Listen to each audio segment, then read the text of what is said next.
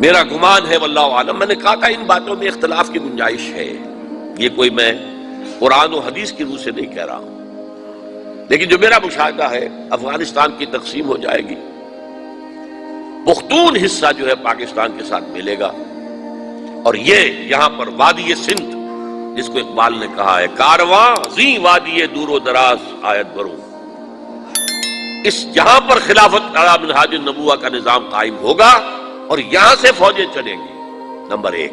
Number دو، عرب کے ریگزار میں 15ویں صدی کے مجدد کا ظہور ہو جائے گا۔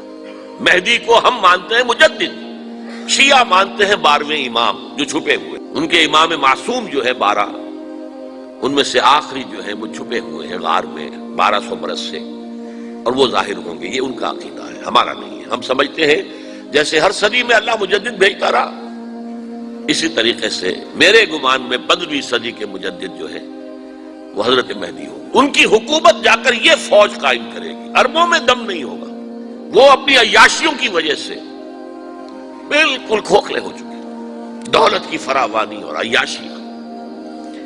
یہ بھی سننے میں آتا ہے دروغ برگردن راوی کہ اگر کوئی فوجی قافلہ ان کا چل رہا ہوتا ہے تو وہ بجائے ٹرکوں میں بیٹھنے کے وہ اپنی کاروں میں بیٹھ کے ساتھ ساتھ چلتے ہیں، وہ ٹرک خالی چل رہے ہوتے ہیں، ٹرک کی سختی جو ہے، سخت سیٹ جو ہے برداشت کرنا ان کے بس کا روگ نہیں ہے۔ یعطون للمہدی یعنی سلطان ہو، اس کی حکومت کو مستحکم کریں گے۔ پھر حضرت مہدی کی طرف سے شروع ہوگا معاملہ جہاد، اور یہ سارا جو ملک چھوٹ ہم مسلمانوں کے ہاتھ سے نکل گئے تھے یہ واپس لے گیا۔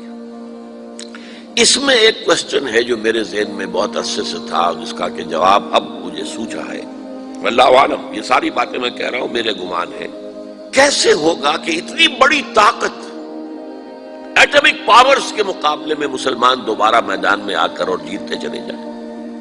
میرا گمان یہ ہے واللہ عالم، اس پورے معاملے کا سارا جو ہے ارینا جو ہے وہ ہے مڈل ایسٹ، یورپ، جس میں حدیث میں آیا ہے کہ رومی عیسائی 80 جھنڈوں تلے تم پر حملہ کریں گے اور ہر جھنڈے کے نیچے 12,000 فوج ہوگی، 10 لاکھ۔ اور مجھے حال ہی میں معلوم ہوا ہے کہ آج کل جو ایک ڈویژن ہوتا ہے وہ 12,000 کا ہوتا ہے، تو 80 ڈویژنز آرمی آئے گی۔ لیکن معلوم ایسا ہوتا ہے کہ روس، چائنا، جاپان اور میرے خیال میں انڈیا بھی، یہ نیوٹرل رہیں گے، نمٹ لو آپس میں۔ تو ابراہیمی قوموں کا جھگڑا ہے نا کہ فلسطین کس کا ہے، مسلمان کہتے ہیں ہمارا ہے، یہودی کہتے ہیں ہمارا، عیسائی کہتے ہیں ہمارا، تو نمٹ لو، سیٹل یور سکورز۔ لیکن کوئی ویپنز آف ماس ڈسٹرکشن استعمال نہ ہو، اگر وہ ہوئے تو پھر ہم میدان میں آ جائیں گے۔ میرا گمان یہ ہے کہ ویپنز آف ماس ڈسٹرکشن استعمال نہیں کر سکیں گی مغربی طاقت، اور پھر جنگ کے اندر مسلمانوں کے ساتھ جیتنا ان کے لیے ممکن نہیں ہے۔ جن کو موت عزیز ہے، منحصر مرنے پہ ہو جس کی امید، نا امیدی اس کی دیکھا چاہیے، اور وہ مرنے کو تیار نہیں ہے۔ وہ تو 40,000 فٹ کی بلندی سے ڈیزی کٹر پھینک سکتے ہیں، نیچے نہیں آئیں گے۔ اور جب نیچے کچھ اتنے تھے تو جو حشر کیا تھا، تو جو بات کہی تھی رمزفیلڈ نے، ویری ٹینیشیس فائٹرز، یہ افغان والے جو ہیں یہ تو چمٹ جانے والے ہیں، یہ ایسے جنگجو ہیں، ان سے جان چھڑانی مشکل ہے، جن کے لیے موت سب سے بڑی کامیابی ہے۔ شہادت مطلوب و مقصود مومن نہ مال غنیمت میں کشور کشائی، مسلمانوں کا مقابلہ کر سکیں۔ یہ ہے میرا گمان، واللہ اعلم۔ بہرحال پہلا مرحلہ کسی اجمی ملک میں جو میرے نزدیک پاکستان اور افغانستان پہ مشتمل ہوگا، خلافت کا نظام پہلے آئے گا، پھر یہاں سے فوجیں چلیں گی، حضرت مہدی کی حکومت قائم ہوگی، پھر وہ حضرت مہدی جو ہے وہ جہاد کریں گے، قتال کریں گے، اور اس قتال کے آخری مرحلے پر حضرت عیسیٰ علیہ السلام بھی نازل ہو جائیں گے، اور غالباً ان کے ذریعے سے پھر جتنا الیکٹرانک ان کا حساب کتاب ہے وہ ختم ہو جائے گا۔ حضور نے فرمایا ان کی آنکھوں میں ایسی تاثیر ہوگی، جہاں تک نگاہ جائے گی یہودی پگھل جائیں گے۔ کوئی بہت بڑا لیزر ہوگا، اور ظاہر بات ہے کہ ان کے یہ ہتھیار جو ہیں ان کا مقابلہ تو مسلمان نہیں کر سکتے، اور نہ ابھی آپ کو 100 برس بھی یہ سوچ سکتے ہیں کہ کوئی مسلمان ملک اتنی ترقی کر سکتا ہے کہ ان کے مقابلے میں پہنچ جائے ان ہتھیاروں کے معاملے میں۔ تو یہ اصل میں جو شخص سراپا معجزہ تھا، حضرت عیسیٰ جو ہیں سراپا معجزہ، پیدائش معجزہ، آسمان پر اٹھایا جانا معجزہ، خلق حیات، بنایا مٹی کا پرندہ، پھونک ماری اڑنے لگا، احیاء موتا، مردہ کو کہا اٹھو قم باذن اللہ، اٹھ گیا چلنے لگا، مادرزاد اندھے کے آنکھ پر ہاتھ پھیری اور اس کو آنکھیں اللہ نے دے دی، کوڑی کے جسم پر ہاتھ پھیرا اور کوڑ صاف۔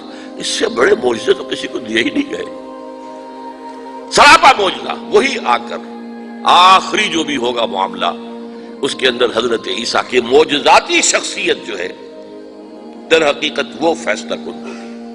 میرے نزدیک یہ ہیں وہ چیزیں جس کی بنا پر میں سمجھتا ہوں کہ حالات جو ہیں جدھر جا رہے ہیں، حضرت عیسیٰ کے آنے کے بعد 2 نتیجے نکلیں گے۔ عیسائیوں کا مذہب ختم ہو جائے گا۔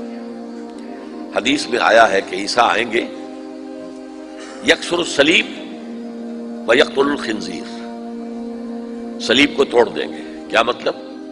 کہاں تم صلیب اٹھائے پھر رہے ہو؟ میں صلیب دیا ہی نہیں گیا، یہ سب تمہارا ایک من گھڑت قصہ ہے، مجھے تو اللہ نے پہلے اٹھا لیا تھا۔ وما قتلوہ وما صلبوہ،